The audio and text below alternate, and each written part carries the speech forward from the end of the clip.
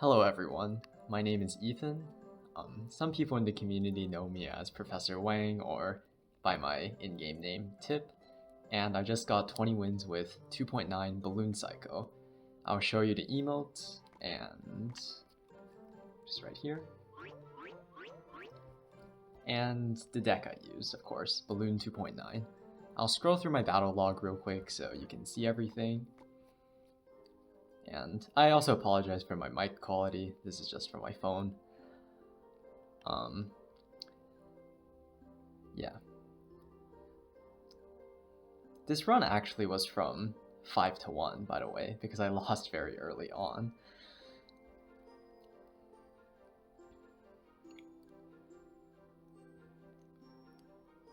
But yeah, lots of E-Giant and bait, as you can see here. And yeah, that was the 20 wins. The first thing I want to say is that if you didn't get 20 wins with Balloon Cycle, don't feel bad about it. In my opinion, Balloon was like a bottom 3 win condition this entire 20 win meta. Only like Goblin Giant and maybe Ram Rider were worse, in my opinion.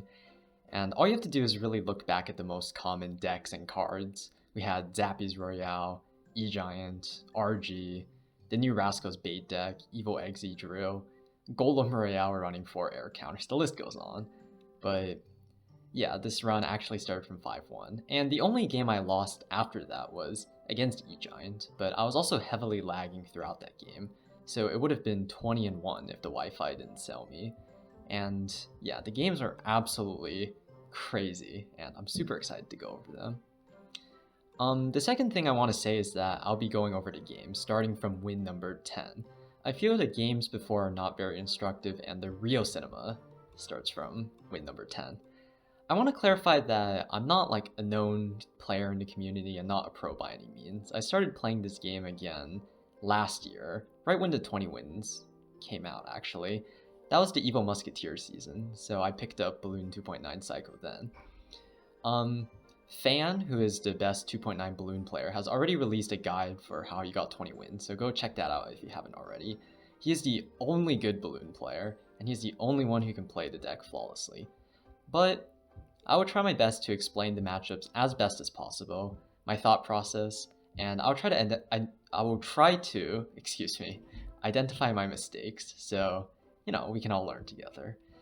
And finally, this is my first Clash Royale video, so forgive me if the commentary is a little rough in some places. I do like yapping, and I'll try my best to explain every little detail so we can learn together. I'm really excited, and yeah, I'll see you in the first match.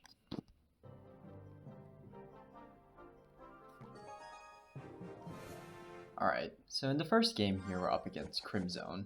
When I saw his clan, I immediately assumed he was going to lava the back first play, but as you can see here, he's playing E-Giant with the Evil Valkyrie. This variation with Evil Valk is definitely better than the one with Evil Ghost that was so popular. The Evil Valk does allow for some bailouts, but it has way less pressure than the Evil Ghost, which makes the matchup a little bit better. Still not good, but yeah. So E-Giant is a pretty difficult matchup for a number of reasons. One, any deck with the Goblin Hut is going to be pretty difficult because the Hut is so broken against Balloon.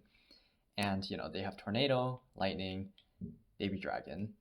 And what E-Giant will do is they'll clog up the lane and they'll overwhelm you with a Lightning on your bomb tower, and then you can't defend because the E-Giant is very tanky and we don't have that much good DPS for it.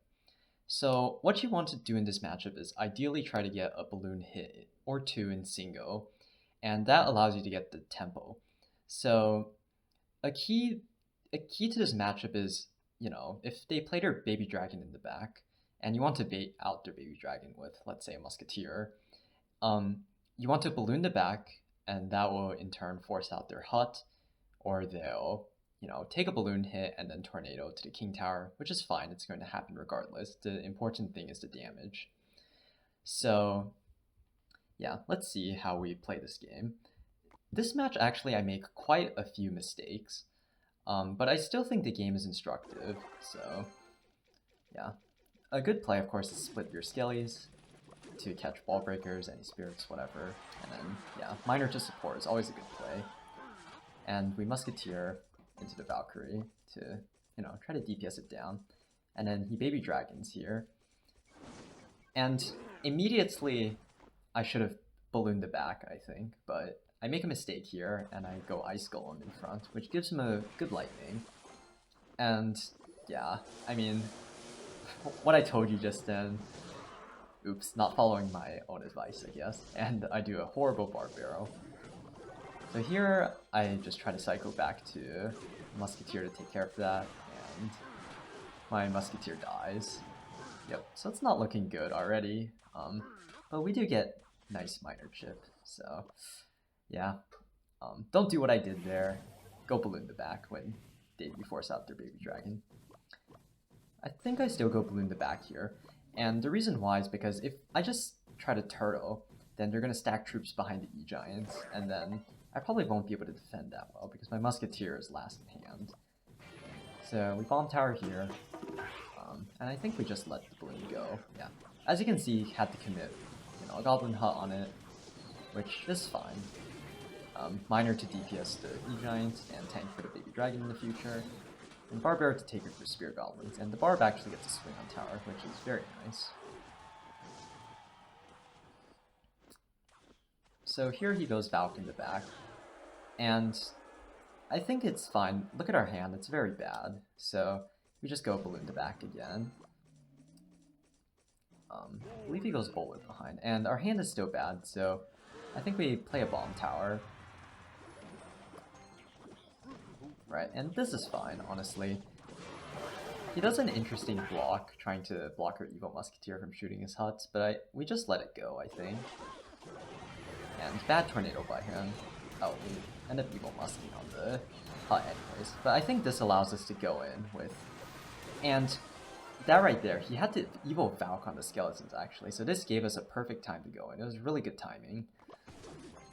And we just go all in here, because the Musketeer is kind of far away from the balloon, and as you can see, it's going to clean up that baby dragon. We get a nice Barbaro to fully counter the Valkyrie. We snowball the tower, and unfortunately it does not get a hit, but we get a lot of damage, which is really good for us. I believe we go in again here, right? And this was a horrible minor. I should have just played it on the tower to get chip. Don't do what I did there. Because chip is very important. Like, later in the matchup, you just want to be spamming balloons and letting it tank for the minor. Because you're not going to be able to get a balloon connection, realistically, unless you really mess up. Yeah, the minor chip is important. This is why the early damage lead is so important, by the way, so you can keep going for minor chip. And, you know, he went E-Giant the back, so same principle, we're going to go in again. And we Musketeer in this position to, one, snipe the hut, and, you know, to take care of the Spear Goblins, but also it's outside the E-Giant range, so if it survives, it can DPS the E-Giant down. And we protect the Musketeer very well there with our Skeletons. And as you can see, he cannot afford Lightning. So I'm waiting to place the Miner because I know he'll Lightning. And yeah, we're looking good here. A 600 damage lead, but you know, we still gotta play well, otherwise we're going to lose, of course. And as you can see, here we cycle back to another Miner, let Balloon tank for it. We get a nice Evo Musk on his Baby Dragon. We just snowball to take care of those Spear Goblins. And he E-Giants the back again, which is a mistake from him, I think. And, ooh, terrible misclick right there. I think I was trying to Barbaro to protect the Musketeer, but I just finger slipped. It happens. Make sure to keep your composure even when you make mistakes like that. And Tornadoes the Miner. And this is really scary because he has both Evils and Psycho. And we played a Musketeer there in the anti-Tornado position. And yeah, we just try to DPS the E-Giant as quickly as possible. And from this point he can't do anything. And that was a great Musketeer placement by us, avoiding the Tornado, and it will go to the other lane to support the balloon push. Lightnings, but he's low on Elixir. We don't snipe his hut, but actually we do snipe his hut, but yeah. the game is over. He can't catch up with lightning damage. So, yeah. Overall, not a bad game by us. We did make quite a few mistakes, but not bad at all. It could have been a lot worse. I hope that was helpful, and yeah, I think the next E-Giants games I play were a lot cleaner. So, yeah, I'll see you guys in the next match.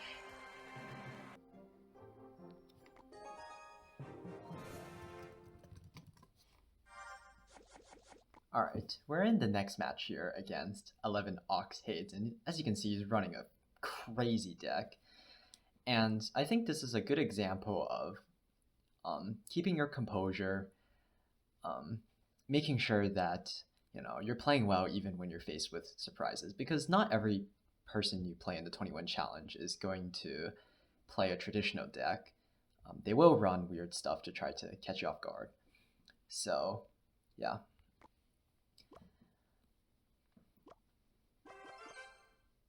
Good luck. And, split the skellies to middle, it's always a good play. Go for a miner. Dark Prince. So, here we just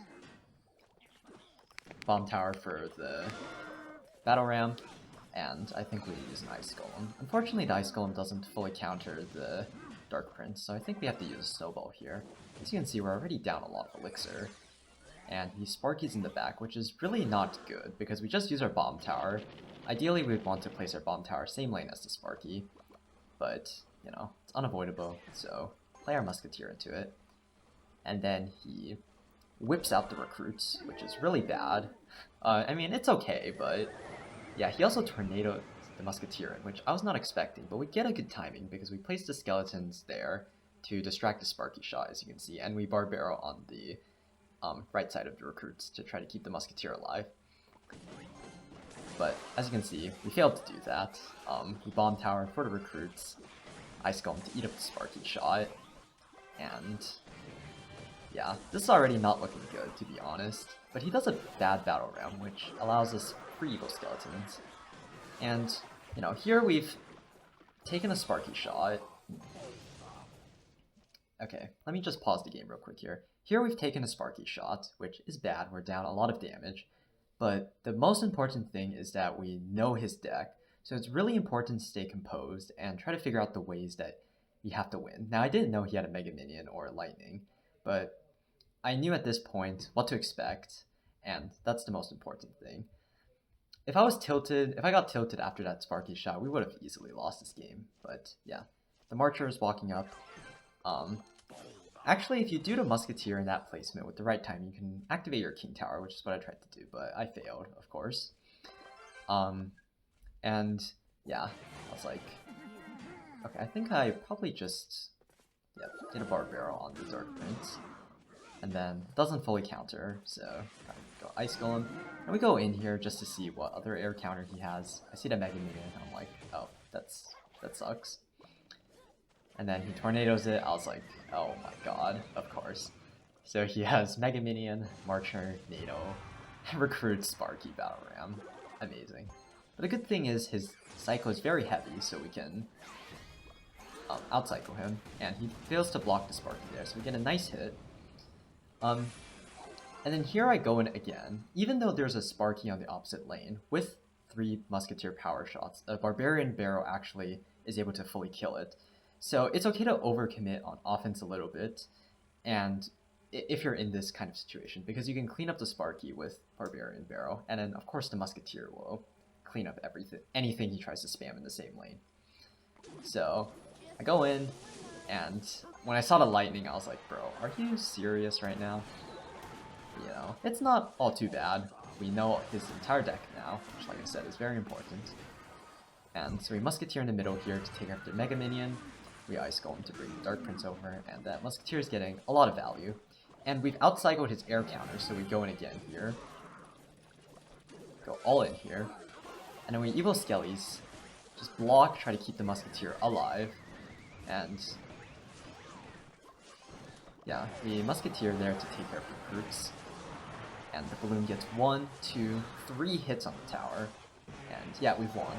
So that was a very good example of outcycling your opponent's counter, and okay, I'm BMing like crazy.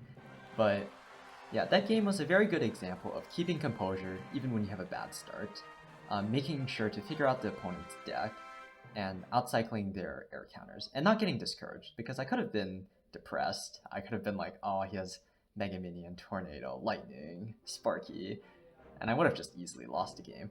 But, you know, we figured out his deck, we knew what we had to do, and yeah, we got a nice win against a crazy deck.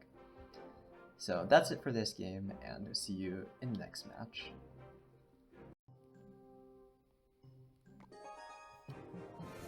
Alright, we're in the next game here against Franco 2.0, and as you can see, he's playing E-Giant with the Evil Ghost instead of Evil Valk. So let's see if we've learned from our mistakes on the last game. If I remember correctly, I don't think we do, but we'll see.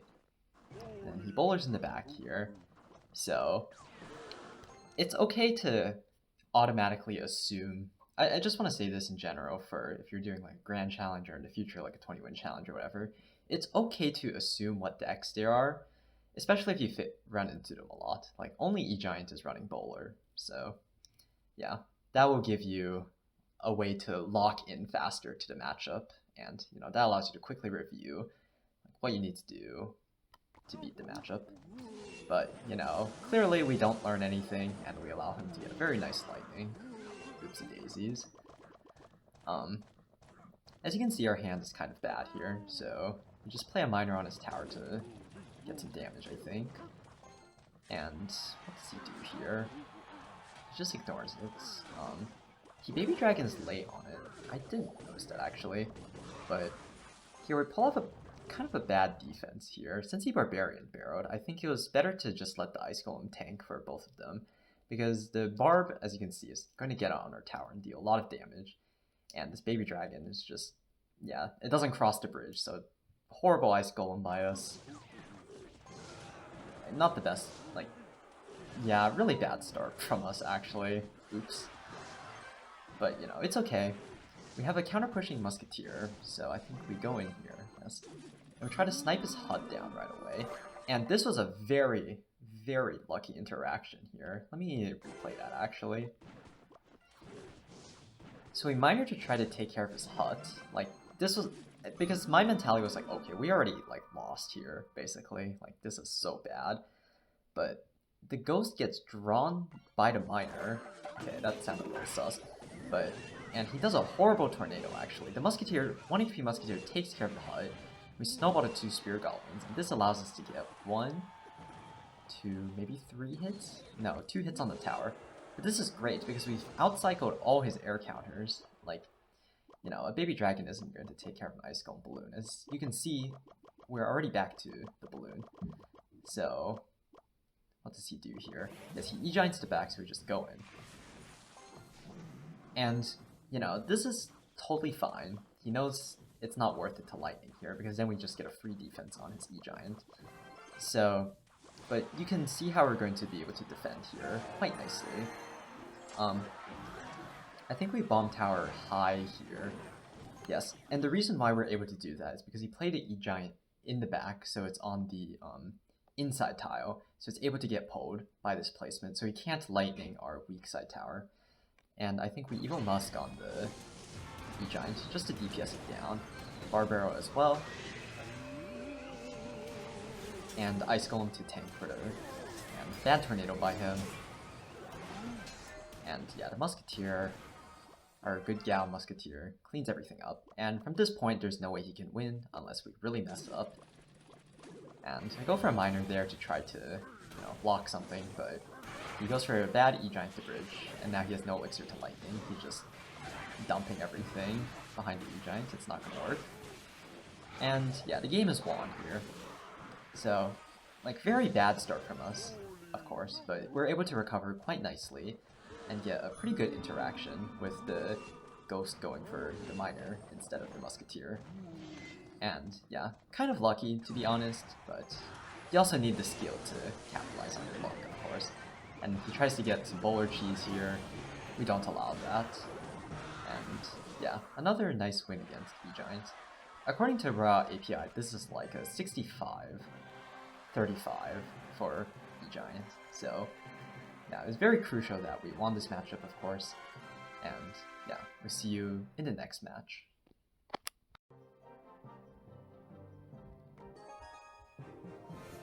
Okay, we're in the next match here up against White Attack, which, yikes, it sounds kind of bad. But as you can see here, he's running this Royal Ghost, Vines, Evil Skelly Barrow, Spam Bait deck with Rascals, and this is a very difficult matchup. One, because you can't really break through the Dark Goggins defense, the Vines, the Rascals, and the Bomb Tower.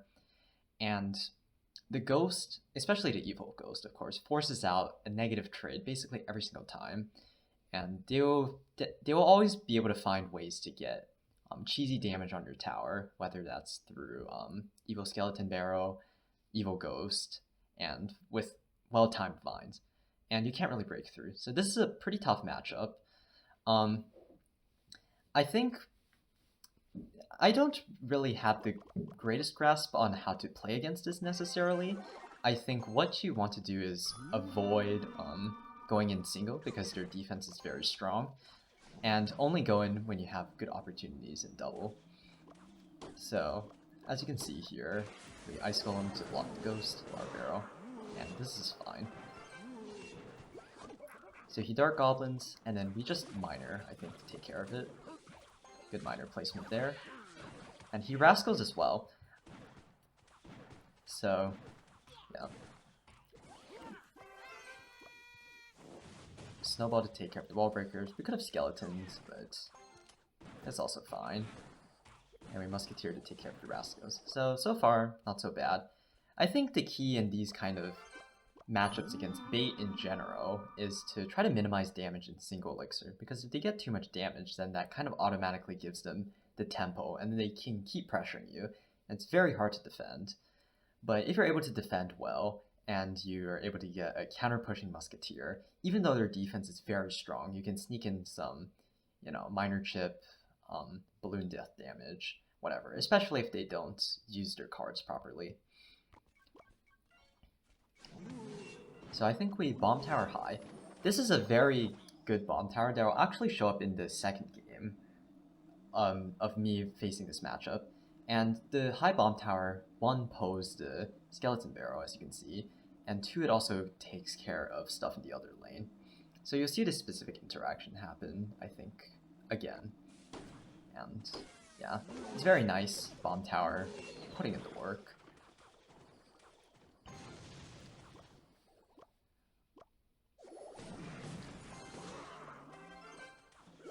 And then, I'm actually, to be honest, I'm not exactly sure why I went in here. I think it's because maybe I thought I had, it's like, up a little bit of elixir after that defense, but yeah, maybe not the best by me, but it's not the worst either, because they can't get a good counter push if we kill their Dark Goblin, which we do here. So yeah, not the best offense by us, but we get a few minor hits. Nothing too bad. We're about even in elixir, so that's not the worst. Not the best, but not the worst. Splits Wallies, Skeletons on one side, Barrow to counter. And yeah, we're looking okay here. We haven't taken any damage, basically. And this Evil Ghost is going to ruin our lives, so we have to overcommit on defense. And we do the same Bomb Tower placement, which posed this Skeleton Barrow from the other lane, and very good defense by us. But we are down a lot of elixir, unfortunately. So he Rascals in the back here. So something the Evil Musketeer can do is actually she can curve her shots. It's kind of weird to describe, but like sometimes there'll be like a troop like in front of a troop that you want to snipe, and then if you place the Musketeer like in the opposite direction, and she kind of walks into like the troops that you want to snipe, she will like often shoot them from behind the unit, if that makes sense. That was kind of a bad explanation, but yeah, I was trying to snipe the Rascal Girls. He gets kind of a lucky split Wall Breakers to eat up a shot, and as you can see here, Musketeer actually does retarget onto one Rascal Girl, which is not bad at all, actually. And I believe we go in here again with the counter-pushing Musketeer, yes. This is a very common theme in general with Balloon Psycho. The counter-pushing Musketeer is crucial for breaking through a lot of matchups, and you can go a lot more aggressive in a lot of matchups than you think, because, you know, you go in with a counter-pushing Musketeer, you know, and the miner gets chip on tower, and the Musketeer just cleans up everything behind the Ice Golem Balloon. And because your Psycho is very quick, you can get back to another Ice Golem Balloon, and you just can keep going in and in and in over and over again, and it's very difficult for most opponents to stop that. And this is something that Fan does quite often, and something that I learned from him, because I have a generally more defensive playstyle, but after watching his games, I would just see him keep going in over and over and over again, and I realized because of that having the tempo is crucial to, you know, break through otherwise like impossible decks with Balloon Psycho. But yeah, that was kind of a long rant, sorry about that.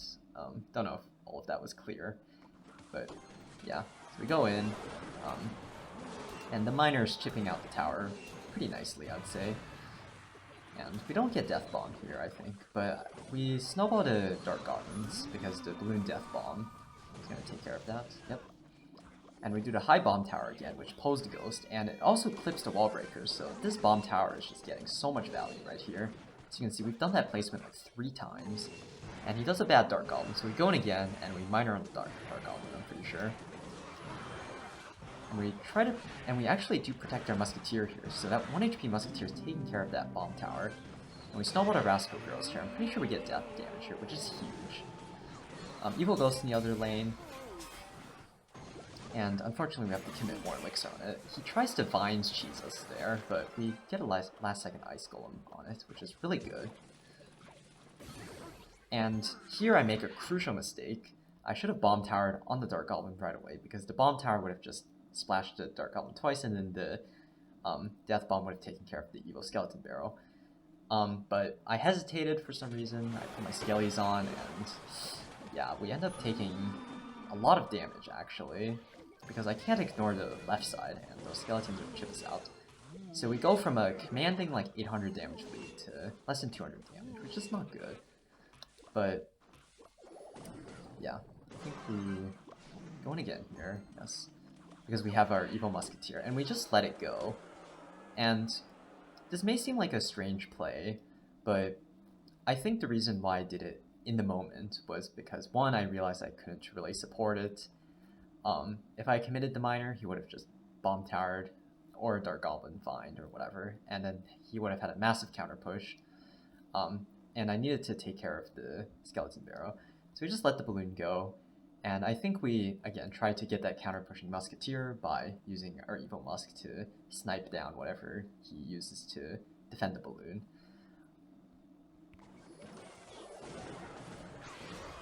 Yeah, we snipe down 1 Rascal Girl, and as you can see, we have the counter-pushing Musketeer now.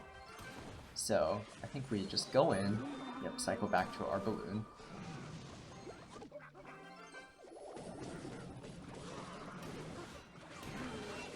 Musketeer high here, and this will help us take care of the Bomb Tower, and this is really, really good for us. We have a full HP Bomb Tower, I mean not Bomb Tower, balloon going to the tower, and that gets Death Bomb, which is crucial. So we Evil Skeletons to protect the Musketeer there. And yeah, it's looking very good for us right here. I think we just get a Barbara on that and take care of the Dark Goblin. Very nice. And then at this point we don't need to do anything fancy, we can just use perfect defense, because he can't really break through if we play well. And we get a nice Barbaro Snowball on everything there, and yeah, he can't win. We have the Bomb Tower still set up, and yeah, overall, not a bad game. We made a few small mistakes, but yeah, I was very happy about winning this, because, like I said before, this is not a good matchup. Yeah, the next game I'll show you is against the exact same deck, and that game is a lot cleaner, actually. So, you know, of course, take away from this game what you want to take away. And yeah, okay, sorry, that was a really bad outro, I'm gonna be honest. But yeah, I'll see you in the next match.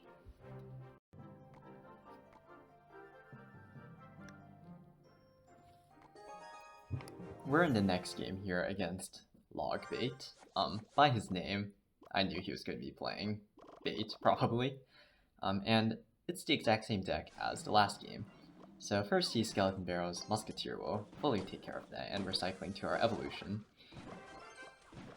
I think in this game something different happens compared to the first game, and I think both approaches to the game are fine. But yeah, you'll see. That was very vague, but you'll see what I mean soon enough. I think we mine around the Dark Goblin here just to take care of it. We do it in an unexpected placement, so he doesn't catch it.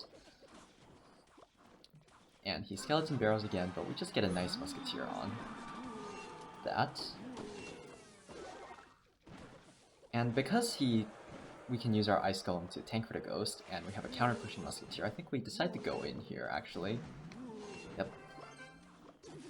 And we all go in super aggressive, but this is probably fine because we have the counter-pushing Musketeer.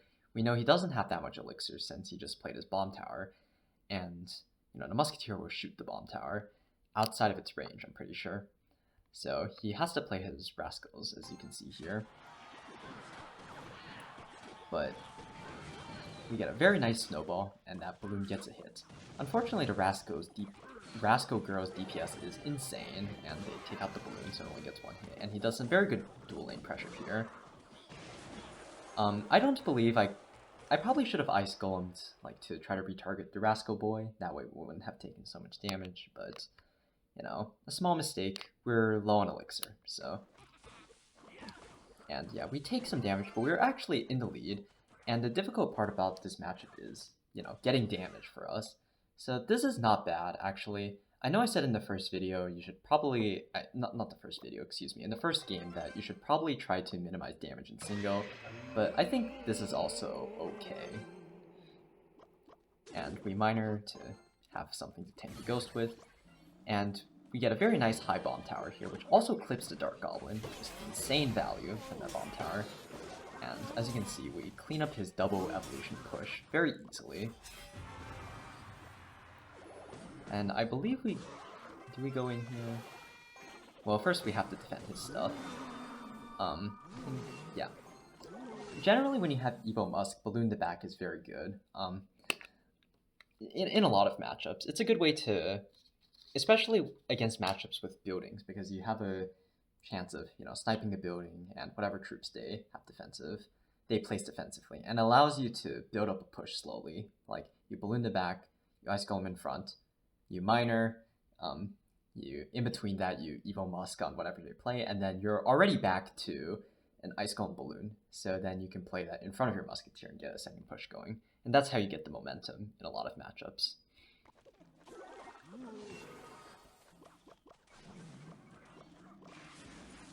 So, yep, high Bomb Tower again, splashing the Ghost from that distance. And we Evo Musk the Dark Goblin. And it also hits his Bomb Tower, which was a very bad Bomb Tower by him, actually.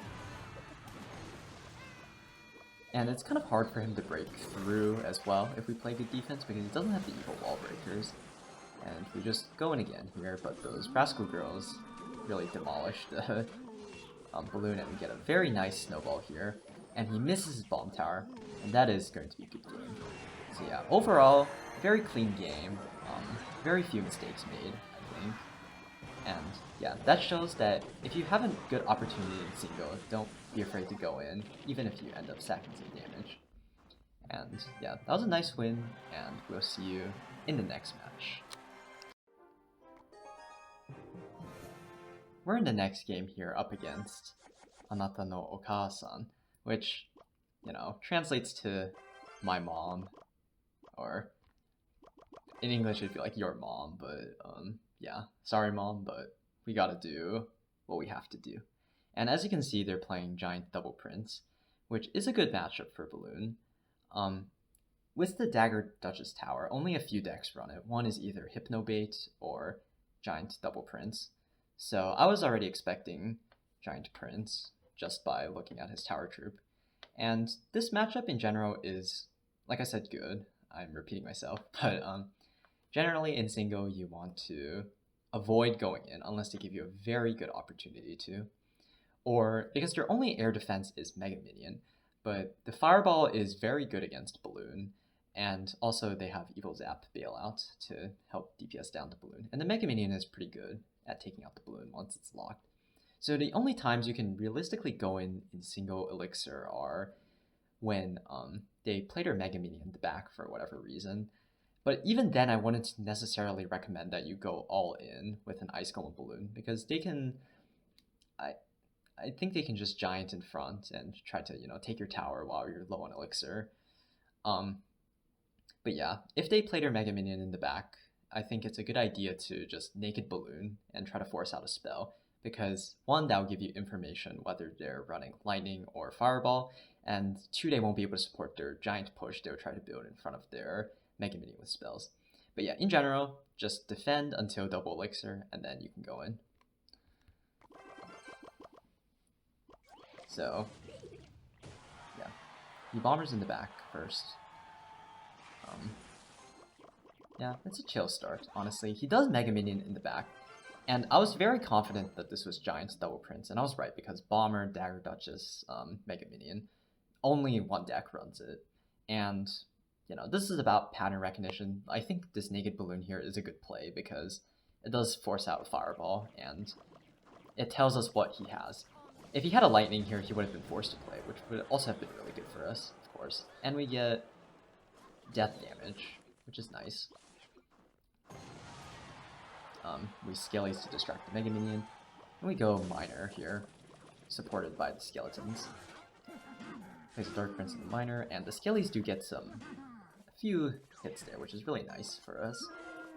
I think we either Barbaro, because I felt like we needed to save the Ice Golem for a Prince to tank the shot, because the Barbarian is obviously a lot weaker. And we go Ice Golem in front of our Musketeer to protect it, and DPS down the Prince a little bit more. Unfortunately, we can't protect the Musketeer anymore, but that Prince is almost dead. So we do Skeletons in the back and then Miner. As you can see, it does a really bad rage on the Skeletons. That's what I was kind of hoping would happen, because, I mean, we could have Skeleton to eat up the Prince shot. That was also fine. And it's okay to cycle Snowballs under tower in Singo. Like, the Barbaro doesn't... I think the Barbaro still fully dies to the Dagger Duchess, and yeah. Here I was getting impatient. It was almost double Elixir, but I was like, okay, let's just place down the Musketeer, because if we spend too much time waiting, my hands are going to get cold, and then I'm going to lose. But yeah, he placed a Dark Prince into that Logico, and then we protect it with our Ice Golem, I'm pretty sure. Yep, very good. And I think we just let this Musketeer go, because we can't really protect it that well. And here this is kind of a bad sequence by me. I should not have done this. PSA to anyone out there, do not go in like what I did here. The reason why I went Naked Balloon on the left side is because he just placed his Mega Minion, and, I wanted to force out a spell. But there's an Angry Prince charging at the tower. I should have just tried to defend it properly. And as you can see, it gets some unnecessary damage on my tower. The reason why I placed my Skellies there is because usually they're trying to, spell predict your Skeletons, and doing it in that corner there is kind of unexpected. But yeah, there's a Rage Prince on my tower, which is not good. It gets 2 swings, and he has a damage lead back all of a sudden. Yikes. But it's okay. Obviously, we haven't lost yet, so we get a pretty decent defense there with the bomb tower. You always want to place your bomb tower in this spot against Giants specifically, because one, if they have Lightning, it allows you to play your Musketeer in the corner, which is the anti-Lightning position. They can't Lightning both your bomb tower and your Musketeer. And two, the Giants can't really get pushed by any other troops in the deck, and this bomb tower placement just forces them to walk a little bit longer, which allows your Princess Towers to get more DPS on it.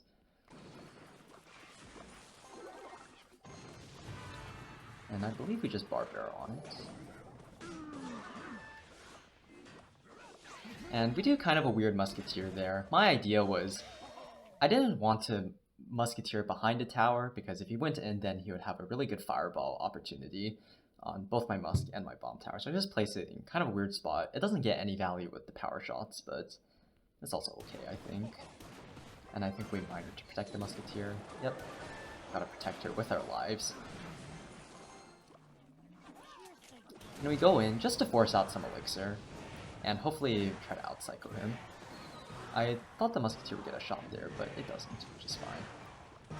And this is how you set up the defense against Giant Prince. Just bomb tower here first, and then, yeah, basically what you want to do is psycho troops like around in front of your bomb tower so it can splash everything, and then musketeer to the side.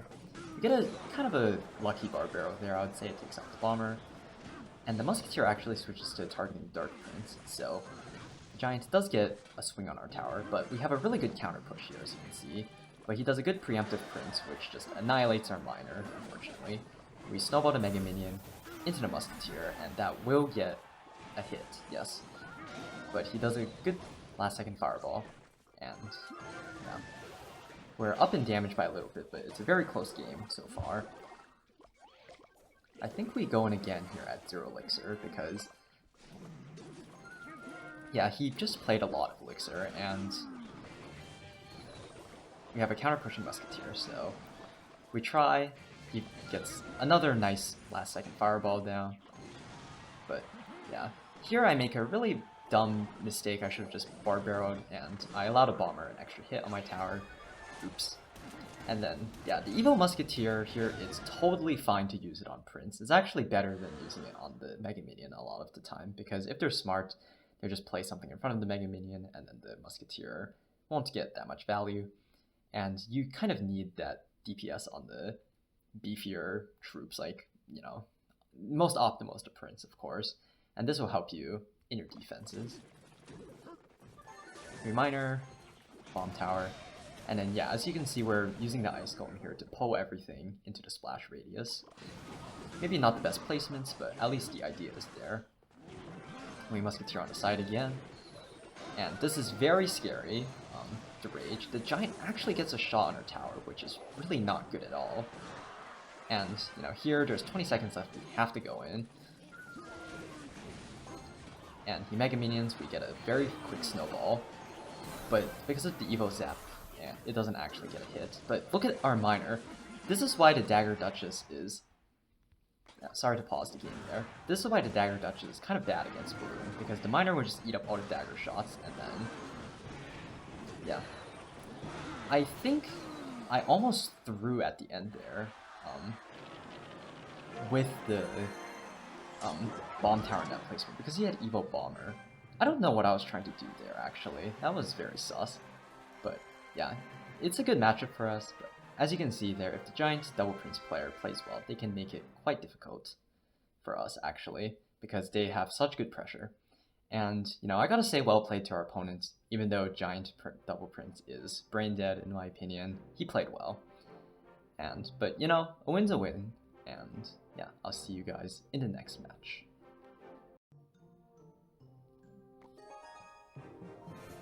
We're in the next game here against Marco. I decided not to show the previous game because I would have won it if I wasn't lagging horribly. But yeah, we're up against E-Giant again. Luckily he has the Valk, which, like I said before, is better against us. It's better for us, excuse me, than if he had Evil Royal Ghost. And something I forgot to mention is that you want to be going opposite lane in this matchup, because if they start forcing same lane like too early, then you're not going to be able to get damage. You're just going to keep clogging the lane, and if you don't have a huge damage lead, then that could be very problematic, as you'll see in this game, actually. So just Musketeer on the Baby Dragon, Ice Golem to prevent Tower Splash. And here we go for a miner here. So the idea behind this miner is that the Valkyrie will actually walk back to the miner, and then that allows the Musketeer to keep shooting it. And we do a very nice Musketeer protection there. Musketeer protection program out here, and we force out an entire bowler, which is very good. This allows us to get another Musketeer on the bowler, and, you know, cycle to our evolutions quickly. He could have lightning here, but I think he knows that would have been an overcommit. We just ice golem behind the bowler to prevent any tornado cheese. And yeah, it's looking good for us. He actually plays his hut here, so, you know, you already see what I have selected in my hand. The hut here is not going to pull a balloon, and we have the musketeer, counter-pushing musketeer opposite lane to kill it. So I thought this was a good opportunity to go in, and yeah, it was. So, play 8 elixir there, so he's on 0 right now, and he can't prevent this damage. We get 1 hit, he tornadoes at 0, knowing that we'll have to defend his Baby Dragon and Valkyrie, but this is already quite good for us, actually. As you can see, our hand is kind of bad, so we snowball the Baby Dragon back, and then we Ice Golem to pull the Valk back, to let our towers take care of it, and this is already a great position. Even though he has his King Tower activated, you can't really avoid it, and as I mentioned before, the key in this matchup is to try to get a balloon hit in single elixir, and we've got that. The Bar Barrels, just Evil Skellies.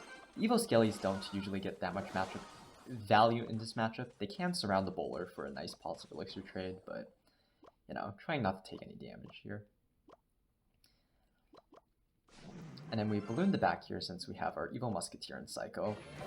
And this is kind of where things start to go a little bit wrong, because, you know, we did get a balloon hit, but then the problem with this Evil Musketeer, I think, is that he had Evil Baby Dragon in Psycho, and it's very difficult to kill the Evil Baby Dragon, and the speedy E-Giant pushes are insanely difficult to stop. Like, this is how you lose, is that they have an E-Giant, they stack troops behind it, and then they just lightning your bomb tower or your musketeer and they overwhelm you. I don't think this was like a game-losing mistake, but I'm not sure if this was the best play either.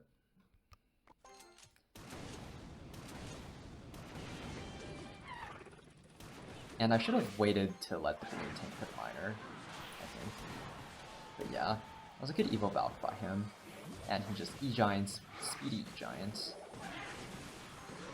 And then we're gonna have a pretty tough time defending this, I think. Yep, nice lightning by him there, but actually, you know what, that was not bad at all, actually. And then I get my Ice Golem down a bit too late there, which is pretty bad, honestly. And those Spear Goblins are ruining my day, so I think I just set up another bomb tower early. It's sometimes okay to set up your bomb towers early like this, because you can always cycle back to another one, and they can't really cycle to a second E-Giant. But yeah. Again, this is not looking that good for us, actually. Like, even though we have the damage lead, he's been forcing same lane as us, which, you know, is really good for him. And you can see the units, the troop clog, we're kind of forced to go in to try to get damage, because if we play too passive, we're just going to lose instantly. But the problem about, you know, being forced to go right into his troop stack is that he can very easily overwhelm us, and he gets a nice lightning on our musketeer here, and the E-Giant is going to get some damage. And I don't actually know what happened here. I feel like those evil skeletons should not have died, but somehow they did. And the bowler gets a row on our tower. At this point, I'm thinking, okay, we've lost, for sure. We've lost the damage lead. He's just going to keep stacking troops the same lane, and we can't break through. So it's looking bad, but we can't give up, of course. This is 20 wins on the line. We are able to cycle Musketeer in the back because he just played his lightning, we can't kill it, and we just go in again because we kind of have to get damage here. We can't allow them to lightning cycle us, and we just need to pray that our defense is good. And we missed a bar barrel there on our Musketeer, but we still end up protecting it, but the bowler clips it, unfortunately. And yeah, this is very sauce, as you can see here. The Musketeer is doing a nice job cleaning up the Baby Dragon, but I think he gets a nice lightning there. And the E-Giant is just going towards our tower. Doesn't get a zap, but he gets a good tornado there. And the bowler Brock lines up on the tower. So at this point, I'm like, okay, we've 1000% lost now. We're down by almost 700 damage. But as you can see, something crazy happens. So he had a nice Evil Musk on his hut there, but he gets an Evil Valve, which, yeah. at this point, I was like, okay, he used his Diddy Hut, excuse me, his Goblin Hut, his Evil Baby Dragon, so it may be worth going in on the other side just to try to confuse him a little, because, you know, we obviously can't go into an Evil Baby Dragon, an Evil Valk, a Bowler, and this is also to kind of to help our Psycho. Which, you know, is not bad. I thought we lost here, of course, and he gets a nice lightning on our bomb tower. But as you can see here, he actually... Let me rewind it, actually. As you can see here, he actually overcommits an entire Goblin Hut on the balloon. If he just took a hit and tornadoed, he would have been fine. But I know he was probably worried about messing up the activation, because it is a high pressure moment. You can easily mess it up and just lose the entire game. So I don't blame him for that. And yeah, we get a Musketeer to take care of everything. But yeah, he overcommitted so much on that other lane that I'm like, okay, we have to go in, obviously. And we do the same tricky miner placement. And then we're just spamming everything to bridge. And he misses his tornado. Like, I want you guys to watch this back. We're just spamming, we're trying to get to that tower. And he misses his tornado. Like, what is that tornado placement? And then we pre-snowball the hut. And then the balloon actually gets a hit. And Death Bomb, which does more than a lightning, actually. And we get a nice last second snowball and we win. Which just goes to show that you should not give up, even when things don't go your way, because things like this can always happen.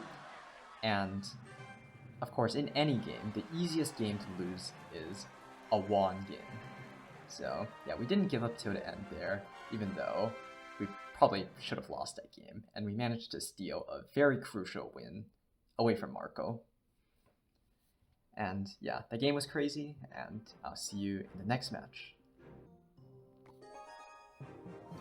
We're up in the next game against this guy. As you saw, he has multiple CRL badges, CRL 20 win badges, and he has a 175 GT finish. And so this guy's obviously a good player, and he's playing Royal Giant. And Royal Giant was easily a top 3 deck throughout this 2025 CRL 20 win challenge meta. Okay, that was a handful, but yeah, this matchup is not very good. They can easily overwhelm you, but I think as opposed to matchups like E-Giant or like Minor Poison or whatever, if you know how to play this matchup well, there's a certain formula to do well, and you can replicate it more easily than, for example, like E-Giant. So what you want to do in this matchup is do not go in double. Do not go in single. You will lose the game in single because they have Hunter, which is one of the best counters to Balloon. It shreds the Balloon, and you need to commit an Ice Golem, Balloon, and a Snowball on it, which is 9 Elixir, but they can just defend for cheap and take your whole tower with an RG, which is not good.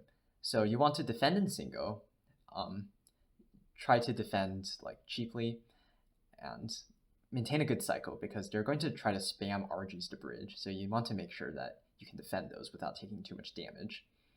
And if they play a Hunter on your Miner, for example, in single, it's okay to Naked Balloon, but that's it. Just Naked Balloon, which will force out a spell.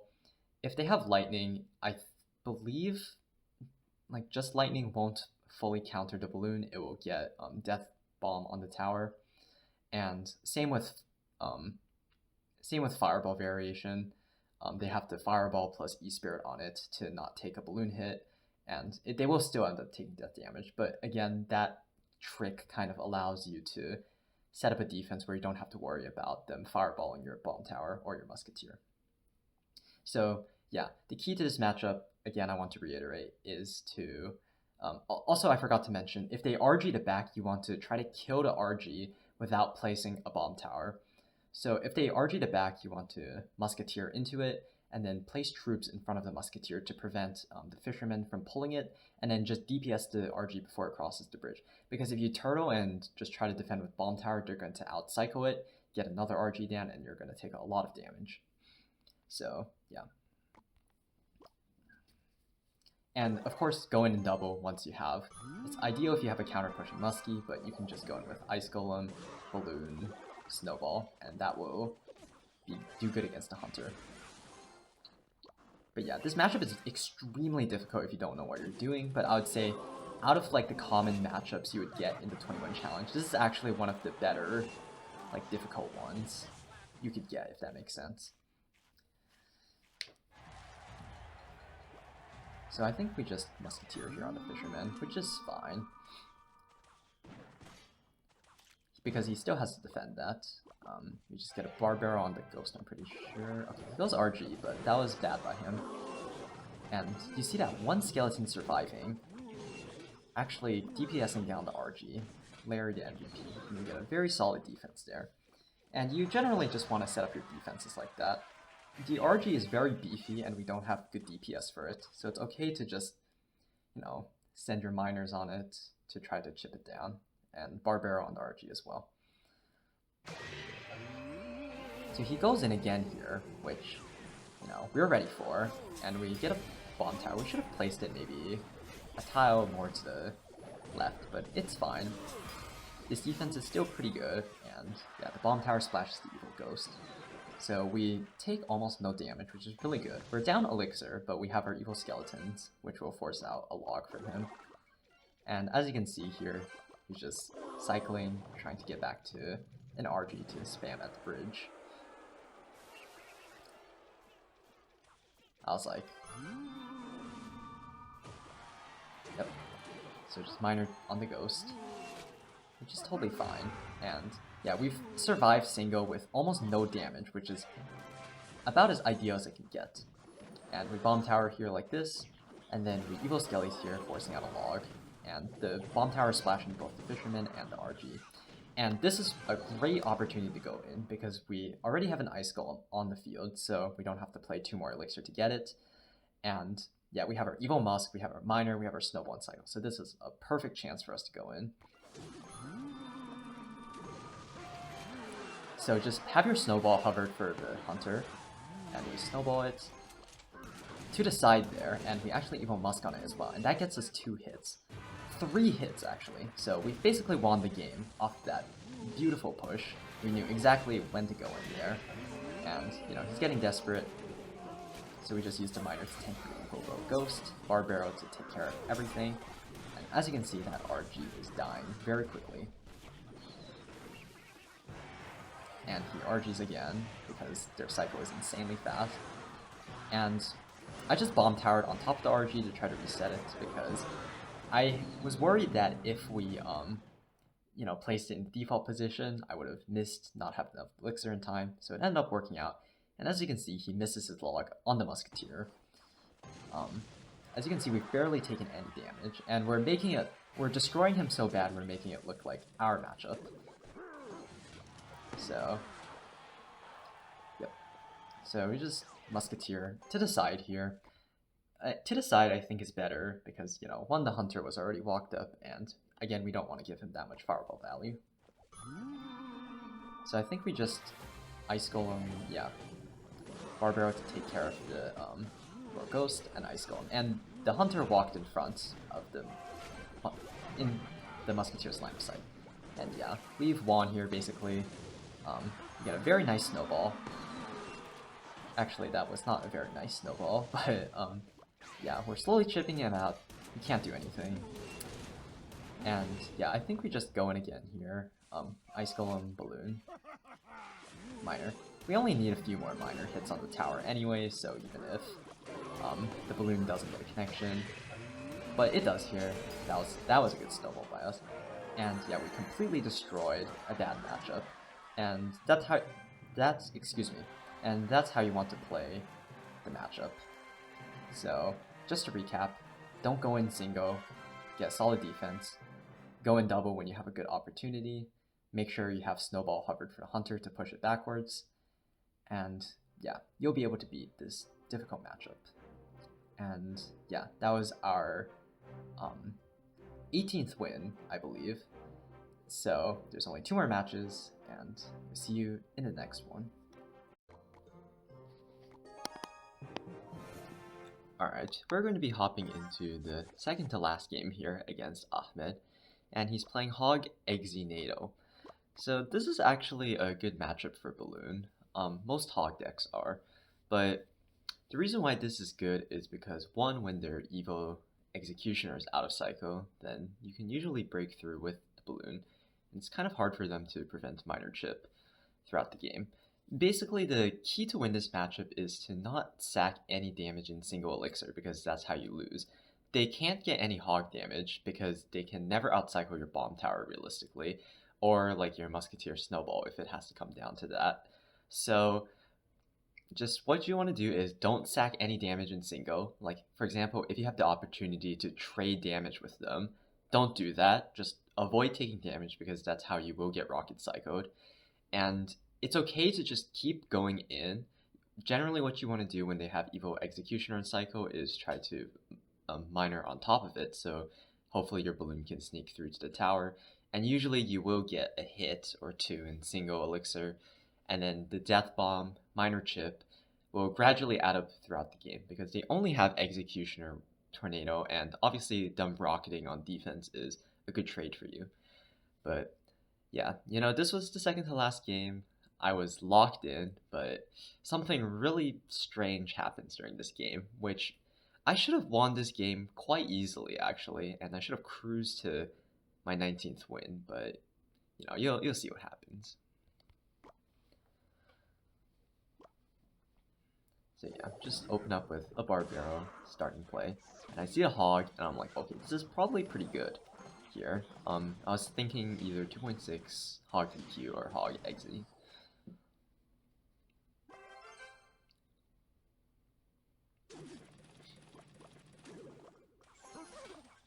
And then once I saw the Valkyrie and the Ice Spear, I knew this was going to be Hog Exinado.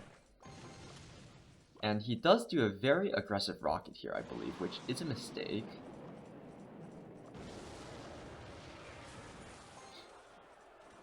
And I didn't have my, I think I go in here, yes. And I didn't have my Minor in Psycho, so I'm just trying to get to it as quickly as possible, because he doesn't have his rocket in Psycho, so here he's going to have to sacrifice a hit, which is really good for us. We get a last second bomb tower, and he actually misses the tornado, which, this does activate his king tower, but then, like, look at his tower HP. He's basically already lost this game. And this is, like, absolutely amazing, because one, he's, like, not really done any damage to our tower, and two, we have the momentum, basically. He didn't play his Executioner, so still not evolved. So if we're able to, get a nice, balloon minor push while his Evo is out of Psycho, then yeah, we'll be guaranteed to get more damage.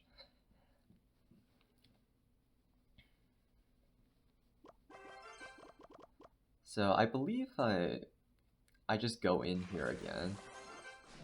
Which, to be honest, I don't know if this was the right choice. I think I would have preferred to maybe, like, Musketeer in the back to try to bait out his rocket, so then I can go in with just, like, Ice Skull and Balloon Minor. I think the idea here was I wanted to do, like, the reverse order of what I just said, like, try to get a Musketeer and maybe out-psycho him. But, yeah, I don't think that was a good play by me. But, yeah. And then I think he tries to protect the Executioner, of course.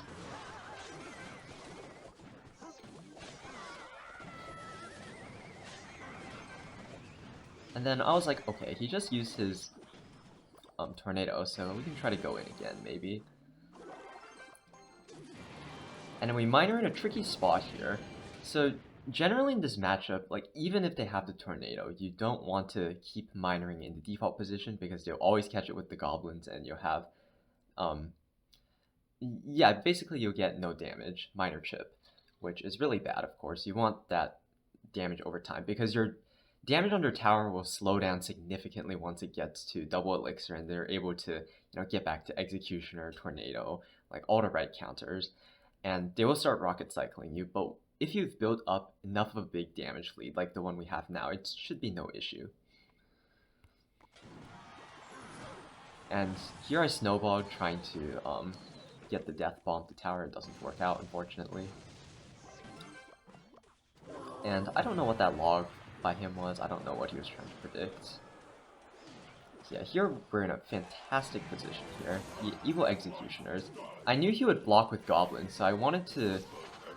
As you can see here, I played the miner on the executioner, trying to chip it out, because the evil musketeer doesn't fully kill the executioner, but about a snowball's worth of damage will kill it. So I was like, okay, even if this push doesn't work out, I want to force out his evos, and yeah, kill the executioner, because that thing is scary. And then, yeah, we played a musketeer all the way to the side there, so it was snipe the executioner, not get blocked by a goblin. But then, okay, I played a worst barbaro of 2025. I was so locked in here that I thought that, you know, I just barbaroed on the goblins like normal. Like, okay, let me play this at 0.5 speed, actually. Like, what is that barbaro? Like, okay, this mistake single-handedly, like, I distinctly remember during the game, I was like, okay, I hit my barbaro, how is this Valkyrie and goblins on my tower? And then suddenly we're, yeah, okay, well, maybe you guys can't read Japanese, but that is, that's like, wow. I was surprised, I was like, how did these goblins spawn on my tower? Because I was so convinced that I hit the barbaro. And yeah, this went from an easily won game to suddenly I'm losing all of a sudden, which is just, like, this just should not happen. Like, I don't know what happened there. Like, maybe my brain malfunctioned because I was, like, tweaking out or something. But, yeah. Anyways. Yeah, horrible, horrible mistake by me. I don't know what that was. Like, this kind of pisses me off because I was, like, playing okay up until this point. Like, maybe not perfect, but yeah, I think he does a bad hog here. I don't really understand why he would do this hog. He's just basically wasting 4 elixir. And again, he tornadoes, but we're able to snowball the executioner. And the balloon does get a hit, which does, which is why, like, this hog was a mistake. He was down 4 elixir, he doesn't get enough damage on the right side to make up for anything. We just defended for cheap. And yeah, so suddenly we were back in the damage lead, but in this position is actually not that good at all because he has the evil executioner, and this is like basically a free bailout defense for him. Not necessarily free, but if he defends well.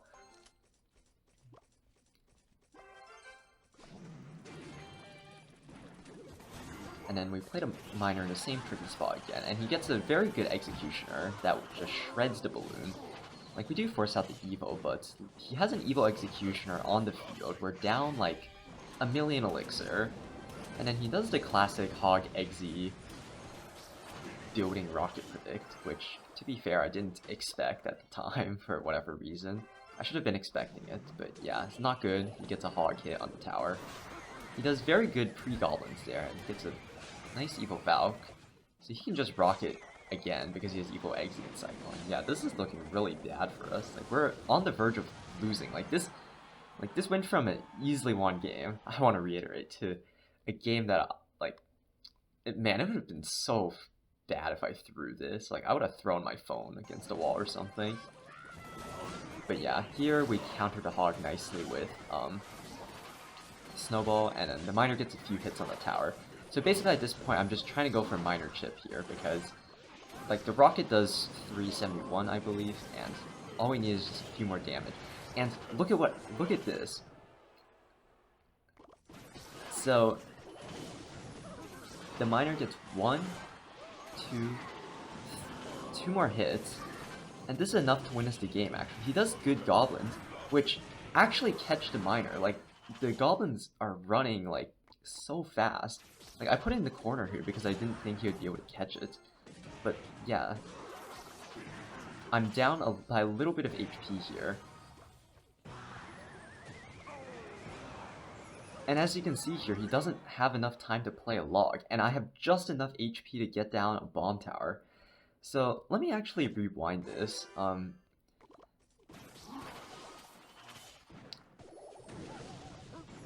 Yeah, he misses his Ice Spirit catch here.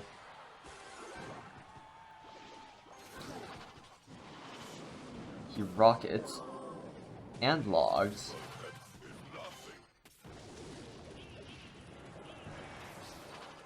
But he doesn't actually have enough time to get back to another spell, and the tornado does no damage now after the nerf.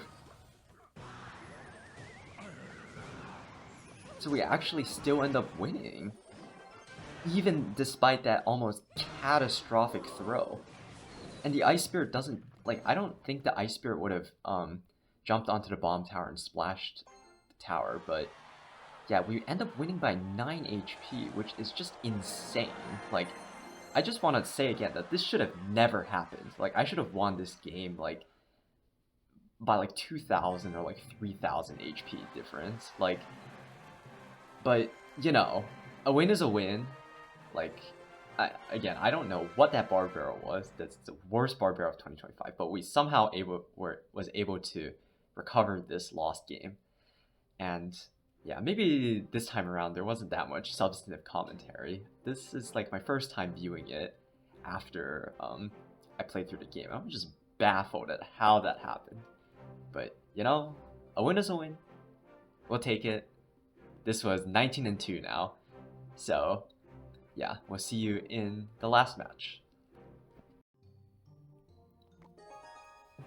And we're in the last game here up against BinBic26.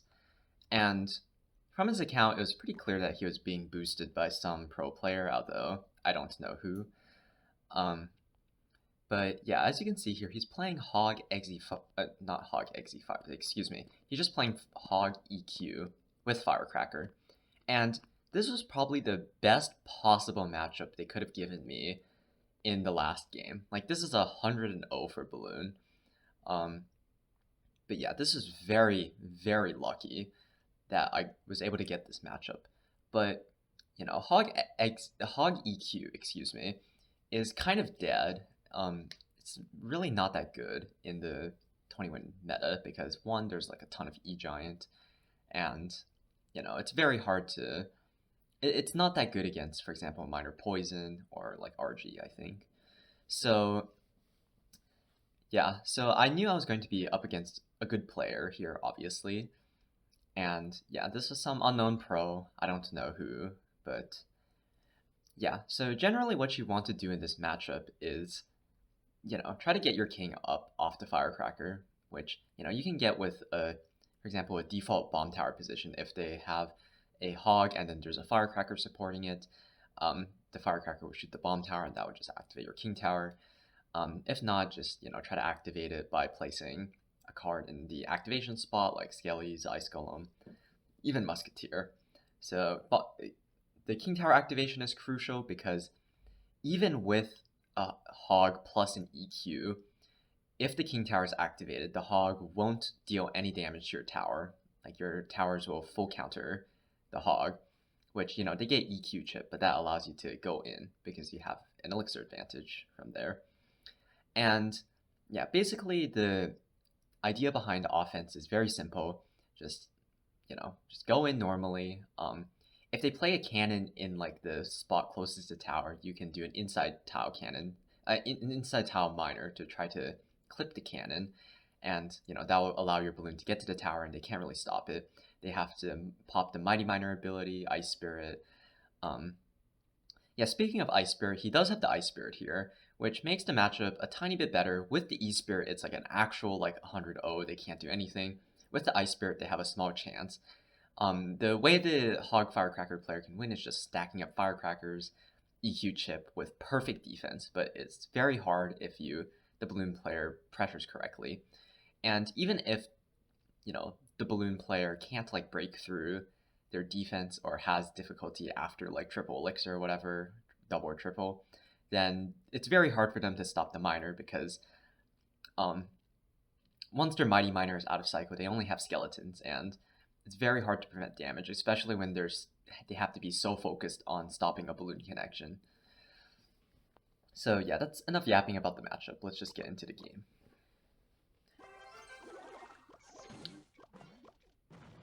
So yeah, I saw the Hog and I was like, oh really? This is pretty good. And I think he starts emoting actually, because yeah, as you can see, he's not happy about the matchup at all. We both know that this is a very good matchup for me, and I believe I Musketeer behind this Ice Golem just to try to take care of the Mighty Miner. And I think I muted him after this because I didn't want to see him spamming emotes. And, okay, I don't know what those skellies were. Bad play by me, I guess. And then we bomb tower, he pre-EQs because he knows what kind of defense I'm gonna do. So I have to get a miner plus snowball here. And our king tower is activated, and we don't even take that much damage, actually. Like, yes, we take about, like, 350, 400 damage, but this is already very good. Our king tower is already up, and, you know, we didn't take a hog hit. So, yeah, it's very good for us. I just Ice Golem to prevent the Ice Spirit damage, because I didn't want to waste my Evil Skeletons. And I figured that the recoil would push the Firecracker into the same lane, so I Musketeer same lane. And generally what I like to do in this matchup is, you know, when I have Evil Musk, balloon the back, and then just cycle Musketeer same lane as their Hog. So one that allows for, you know, kind of like dual lane pressure in a little way. Like, you're cycling to your Evil Musketeer, of course, but then if they Hog and you have a Musketeer in the same lane, you can just counter the Hog fully with a Snowball.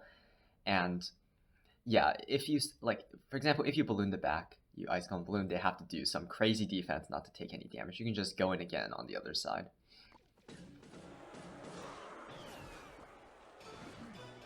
So he Mighty Miners here. Yeah, okay, I was feeling like fancy here. I don't know if this was actually like the right play, but we're able to get his cannon down instantly, I think, because, you know, he wasted his Mighty Miner in the back, and our Musketeer outranges the cannon. So I don't think this ends up working out for us, but I don't know if this is the right play necessarily. But I was feeling very confident at this point. But, you know, I was also telling myself not to throw. You're probably not going to win the game in some cheese move, and, you know, I just end up doing this. So, way to follow my own advice, I guess. But yeah, he does a very good defense here with the Evil Firecracker and Mighty Miner ability. And I was like, okay, this guy actually knows what he's doing. I am, like, rusty in this matchup. I haven't played it in a while. So I was like, okay, I gotta lock in for real. So yeah, we have our Evil Musketeer, as you can see here. So we balloon the back. And he does a very good pre-cannon here. I think the reason why he does this, and I kind of fall for the bait, is, you know, a noob here would have just protected his cannon, I think. But since he placed it early, even if I Evil Musket, he can get back to another one. So this was very well played by him, actually. Like, look at him rapidly cycling to get back to another cannon. Like, he's already back to it. So we get a nice Miner Snowball on the Firecracker here. And our Musketeer does take care of the cannon, and we do go in again on the other side, because he had to spend so much trying to defend. And the Musketeer gets 3 shots on the tower, and the Balloon Death Bomb still. This is crucial. Without this sequence, I would have 100% lost this game, which is really strange to say, but yeah, you'll see what happens. Yeah, good defense by him, of course, but it's really hard to prevent damage if you're the Hog EQ player. And I think we just Bar Barrel on the Firecracker. Yep. And then we go in again here. And we played a worst miner of 2025. I don't know what I was thinking here. I think I had some kind of brain lag. I should have just played it on the tower for chip, because, yeah, I don't know what this was. This was terrible. Don't make this mistake. You can only go for minor prediction, only go for minor predictions in the center if you're, 100% confident they'll play, a Firecracker, behind your cannon or whatever. But yeah, this is just a bad play, and you'll see why. You need the minor chip, especially against a player who knows what they're doing, and they can actually defend their balloons, even though they have, no air cards because of cannon cycle. And this is after, this is with no more 3-card cycle, by the way. So, yeah. Kind of a bad cannon placement by here, but since he has Evil Firecracker, it's just gonna shred my balloon. Yeah, and as you can see here, he's playing this very well. He's just pre-EQing, stacking up firecrackers. And then we Ice Golem to block for the firecracker, but it doesn't actually kill it. And the Ice Golem Death Explosion doesn't actually kill the firecracker. But we have our Evo Musk back in Psycho. So we play Balloon the back again, of course.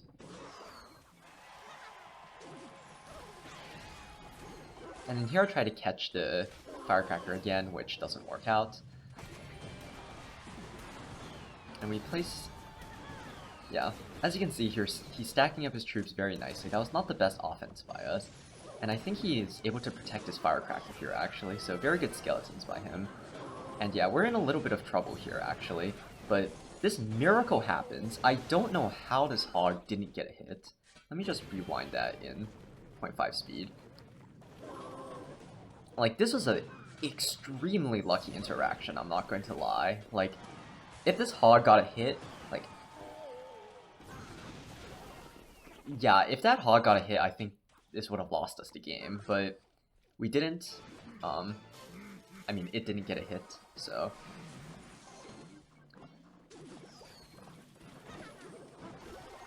Yeah, he catches the miner with the skeletons again, but...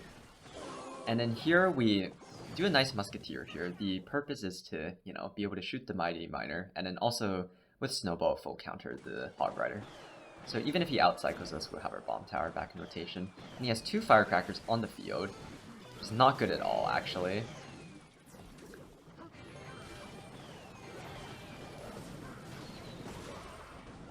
We get a last-second snowball there, which prevents the damage, but... And the balloon doesn't even reach the tower. And at this point, there's 15 seconds left. We have a good damage lead. And this miner here actually saves our lives here because it gets the crucial damage.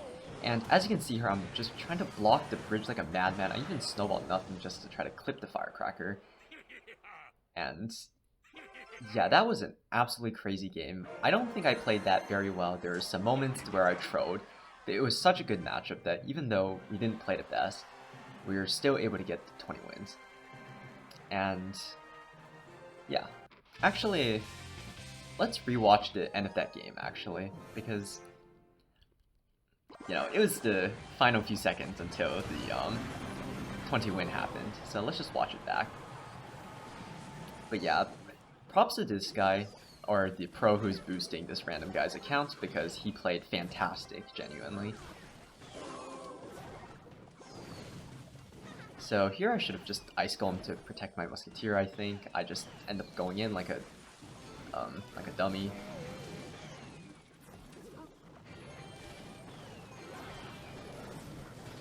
But yeah, we get this last second snowball, and if we took a hog hit at any point through like that millisecond where the hog could have hit, and you know, before, like I pointed out, we would have lost the game.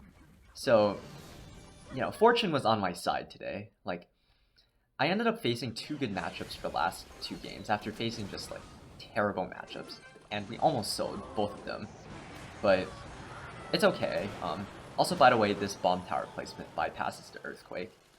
But yeah, I was very worried about firecracker, so I was just blocking the bridge like a madman, and you know, that 1 HP hog rider wasn't going to reach the tower, so we're able to win by a 300 HP difference. And you know, to be honest, this game shouldn't have been this close, but the opponent played extremely well. I didn't play that well, I think. I think the mistake I made was just not going for a more minor chip, because I should have realized that at some point throughout the game that his defense was, you know, very good, and yeah, I should have just gone for more minor snowball and then try to turtle, not like turtle on defense, because again, you don't want to play too defensively. If they keep spamming hogs, it's free damage for them if you don't go in. But yeah, I think I should have definitely prioritized the minor damage over trying to get a balloon connection. And yeah, that's how I got the 20 wins. That was the 20th win. And yeah, I was so happy. Like, I still am, of course. But yeah, I'll cut here and I'll be back for the outro of this video, where I'll share my thoughts on this run, on, you know, I guess Clash Royale in general. So if you want to stay tuned for that, It'll be coming up right after this. Okay, now we're here for the outro of this video, and unfortunately I can't continue to show you guys the 20 win screen because Supercell just zapped the page away since I started recording this. But ever since I started playing this game back in 2024, one of my goals was to get 20 wins in the future, and I was able to achieve that.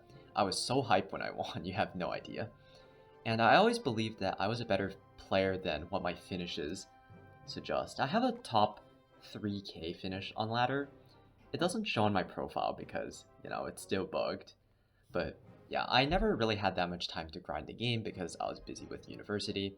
And yeah, like I said, I always believed that my finishes didn't really reflect my skill level. And yeah, I think the 20 wins proved to me that, you know, I could be better and, you know, I can always get a top finish. Maybe not like a top finish, but at least like a triple digit finish. Which, you know, maybe one day in the future, but of course I'm busy with university. I don't have the most time to grind ladder. As for the challenge, I will say I did get very lucky with 2 matchups at the end of the 20 win run, and we almost sold both of them, but I think it was to make up for the fact that I lagged out in one of the games. I would have won against this boosted, okay, why can't I click on his profile? I would have won against this boosted E-Giant player, and I would have been 20-1, but it is what it is. We got the win in the end. And to be honest, this run doesn't show that before this, I got 17 wins 3 times, and each time I lost against some impossible matchup like Minor Poison Queen, Golem with Double Dragon Zappies, this Giant Skeleton, Goblin Drill, Evil Exe NATO deck, you know, stuff like that. So it was lucky that I didn't face those matchups for sure, and instead I faced other horrible matchups that I was more familiar with how to beat, I guess. We gotta thank Supercell matchmaking for that. But, you know, luck is important, of course. Having a good sequence in the 20 win challenge is important for every single player, regardless of if you're Molite or, you know, Riley. But yeah, you need to have the skill to capitalize on your luck.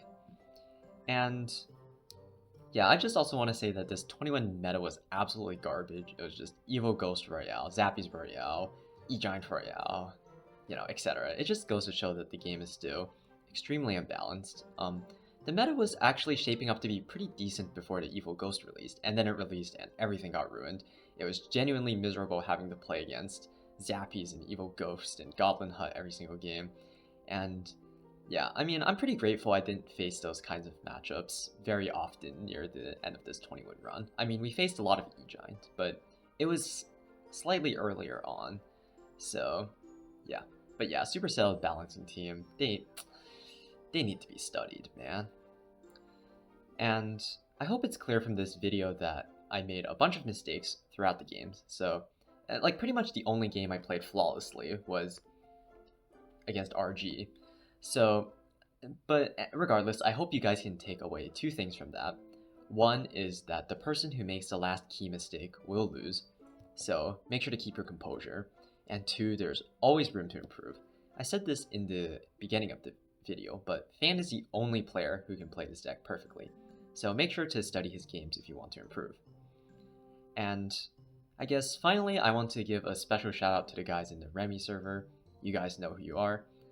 This community has really brightened my days, and I'm so glad I was able to connect with you guys over, yeah, a silly mobile game.